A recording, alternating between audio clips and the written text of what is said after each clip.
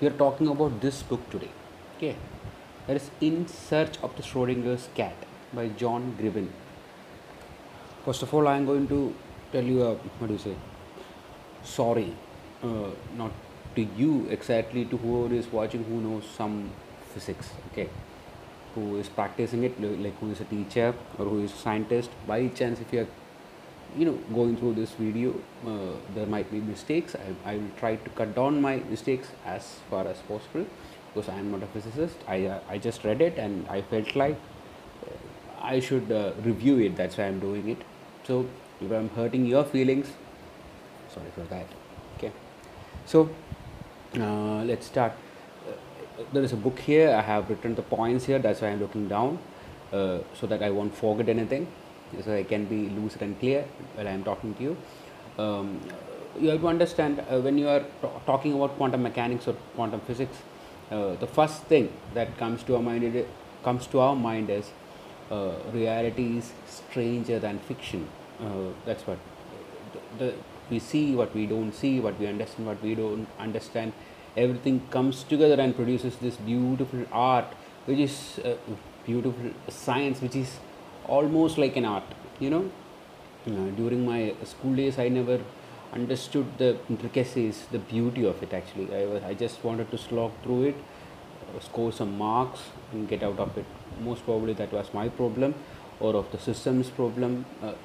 There is the system has a problem in India that you have to understand. That's why maybe we have less scientists.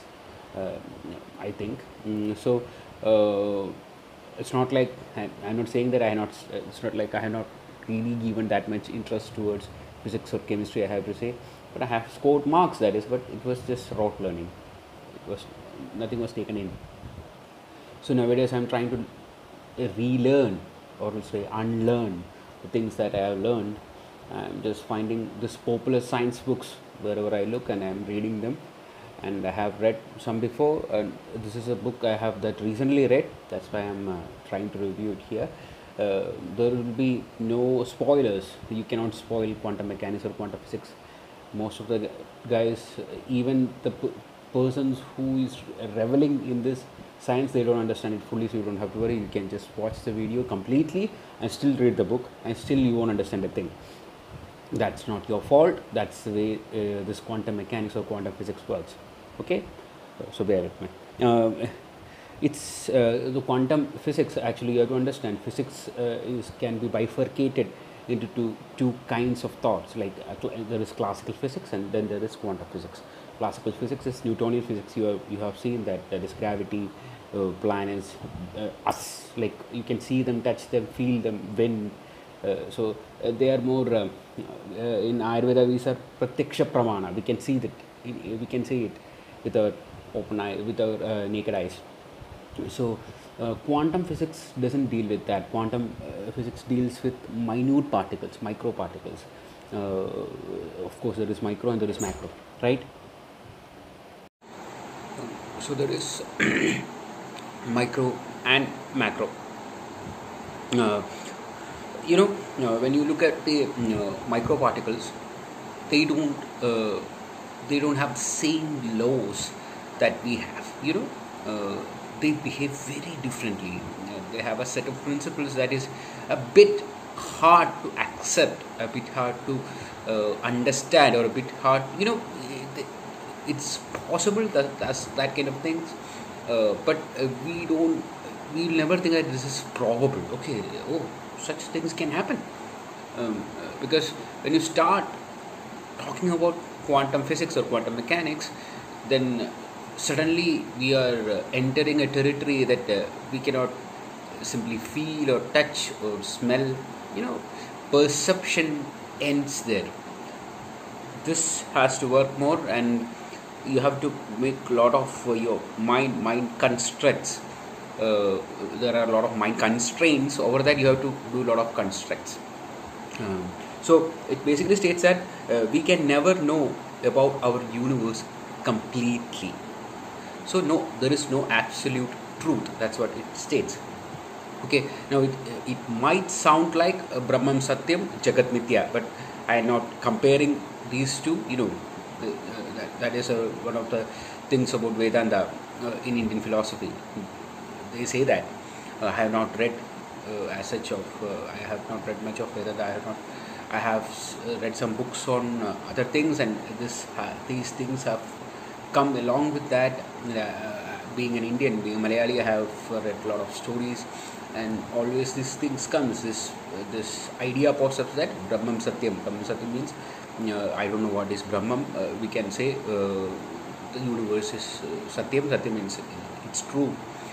Jagat Mithya. Whatever we see is it's not there. But quantum physics states almost the same things.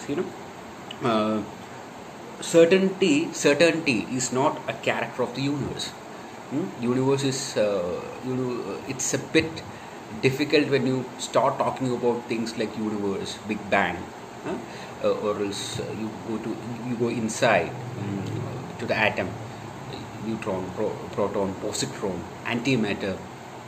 Things can get really interesting and bit maddening. Actually, it's fun. After some time, you might feel like they are pulling your leg. You understand?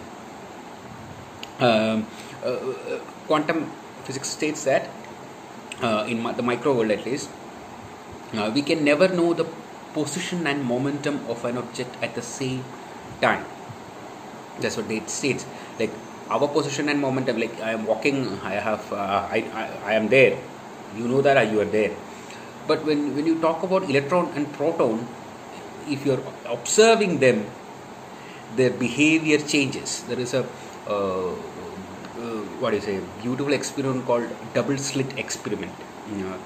You just go to YouTube, type this, and the first video that comes up is by, I forgot his name, sorry. So if you go to YouTube, there is a video called Double Slit Experiment Explained by Jim Al-Khalili. Go and watch that. Okay, it talks about microparticle like electron being passed through an experimental setup where there will be two slits, and how when it passes through the slits, what happens in an observation plate that is kept beyond that.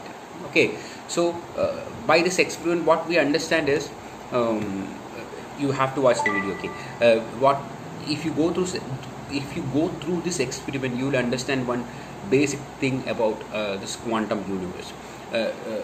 When you start approaching anything of this minute dimensions, and if you are experimenting on them, you change the experiment. You have to understand that, because you understand what I am saying. So it's like simple. A person is coming, another person is coming. They are fighting, they are arguing. If you are just looking, nothing happens. Sometimes you will have to go and intervene and make sure that this is not getting heating up. That is intervening, that we know. But when you just look in micro worlds, when you just look, even your look, that is changing the behavior of the particles that are going through the experiment. You are part of that experiment suddenly. That's what they say. A bit hard to take in, but this is proven experimentally. There is solid physics behind this. I don't understand it. I am just a lay person. When I read it, I found it really really, it's there. It's really there. That's what they are saying.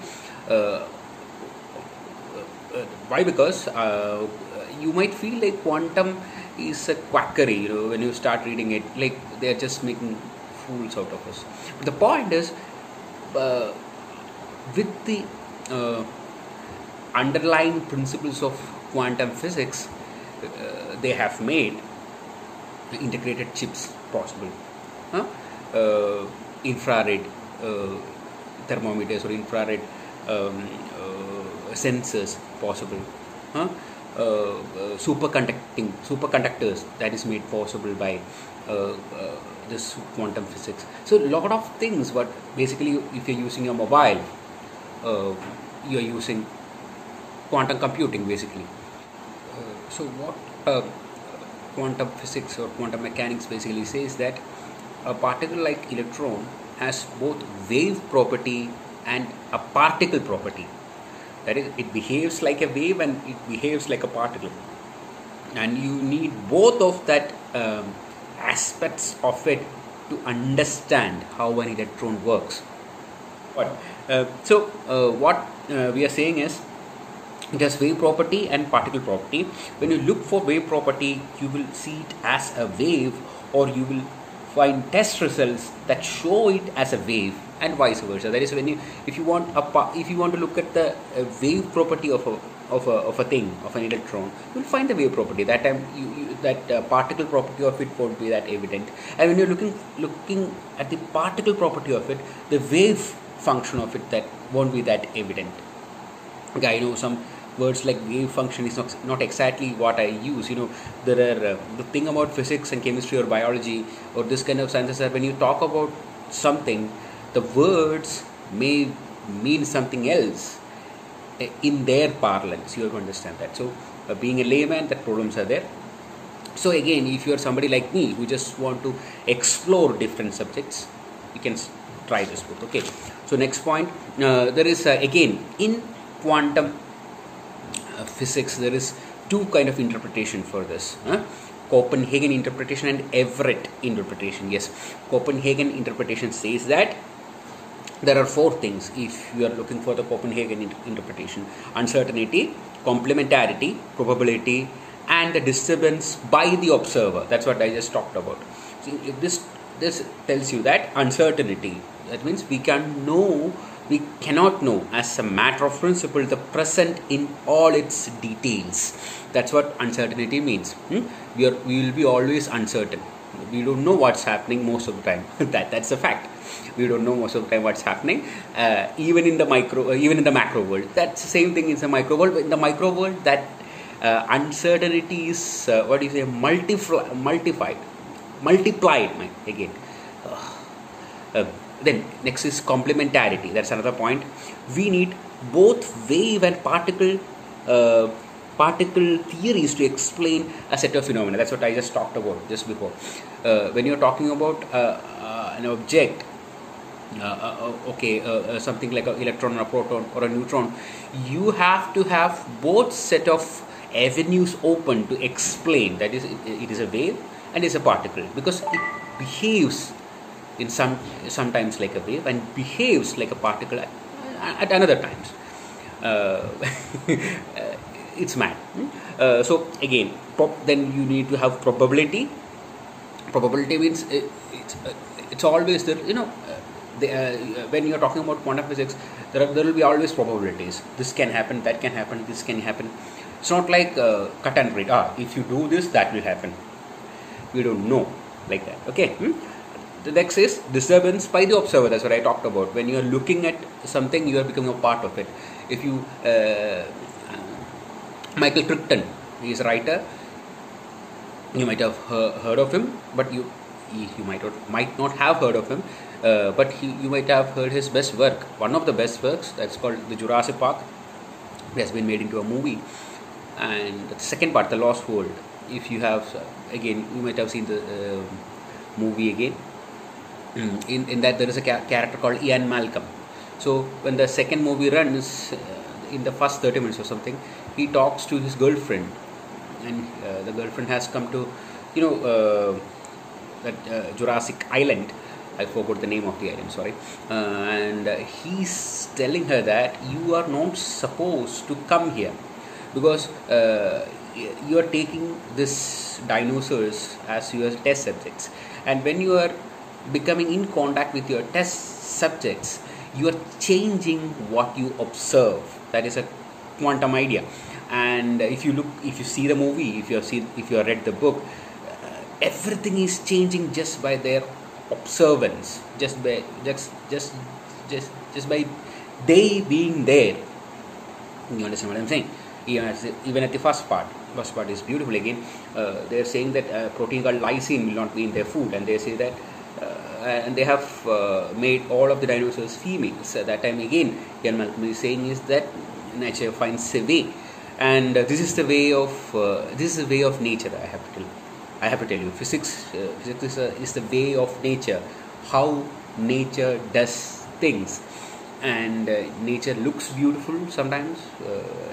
It can create a lot of problems sometimes, but seemingly simple thing to say is nature is complex. So quantum physics just touches the what do you say, tip of the iceberg, I have to say. Then again, another interpretation of quantum physics is Everett interpretation. Everett interpretation says that again, I talked about this double slit experiments. What that does is, let me tell you again. Let me come to that experiment again. There will be a partition which has two holes, and when it is just lighting a torch, and two holes are there, and if you're keeping a board here, what happens is the light comes here, there is that board, it goes through those two slits, and you will get an interference pattern here, light and dark shades. That's what happens if you're doing the same things with an electron beam, and if you're closing one slit, and if you're putting the electron beam, you will get an interference pattern that's almost like a band, and the band will be lightly diffuse, like it has touched the sides of the slit, and it has gone berserk like that. Okay, so they wanted to know, the experimenters wanted to know what happens when they just send one electron and close one part of the slit. Let them look. What happens is, even if they do this, after some time, what happens is almost like a wave, this interference pattern comes here. Okay, so they wanted to observe what's happening, so they kept a camera there. When they keep a camera, these electrons behave differently. That's what really bamboozled them, I have to say. From there, this Copenhagen interpretation came.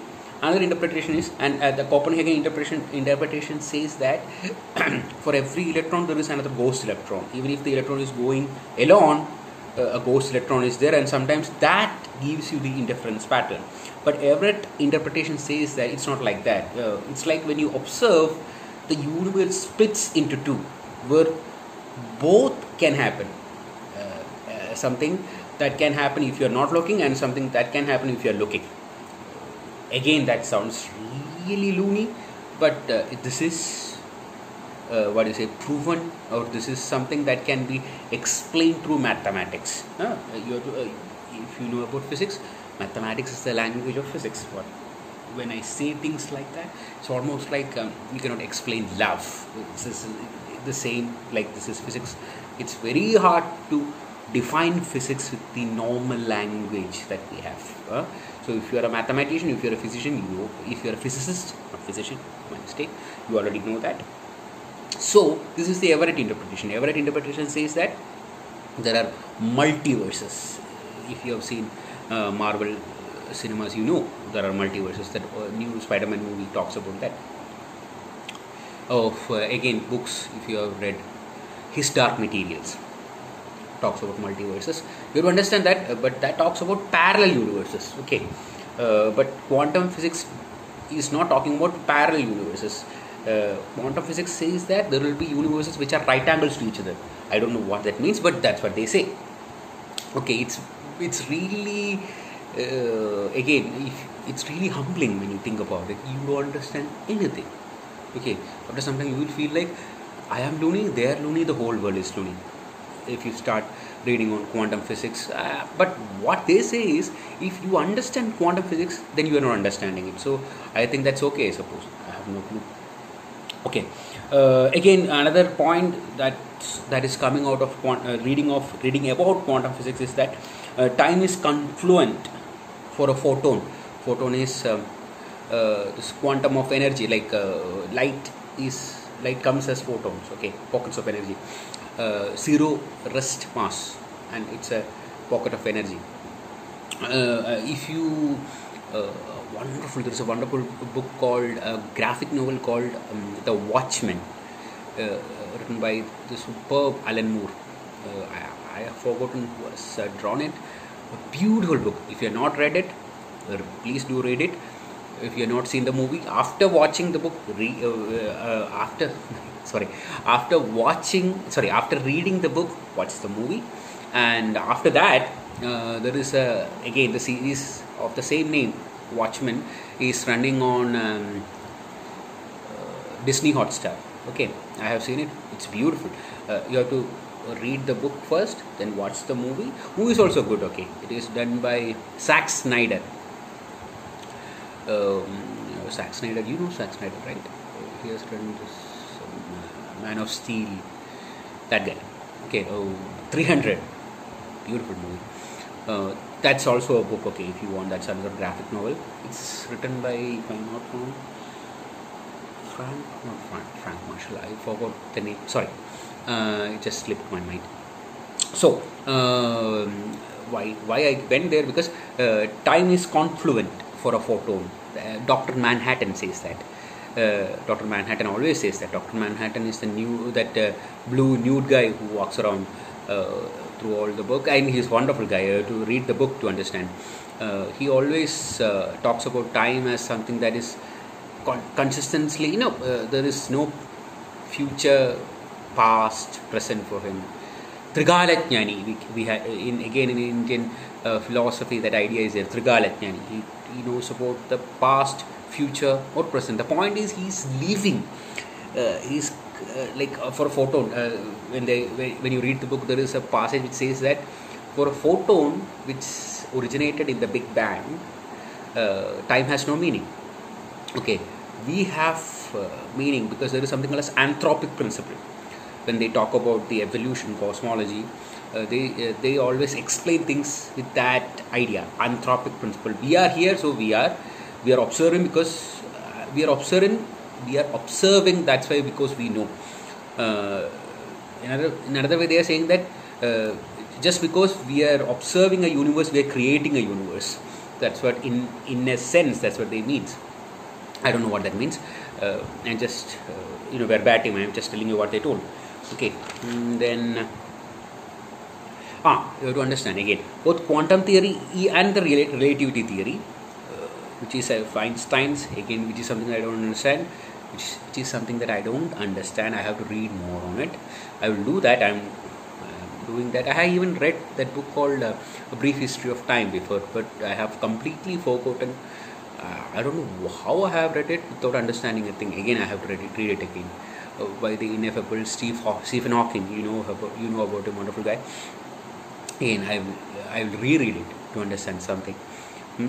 Again, this time travel, again, if you are a reader, it's like I have been time traveling everywhere. We do that with our mind, with our consciousness. In our books, there is a lot of time travel. One of the famous example will be Hermione. She has done time travel in Harry Potter. If you have read Harry Potter, you know. Back to the Future movie is there. If you want to see, time travel is really good.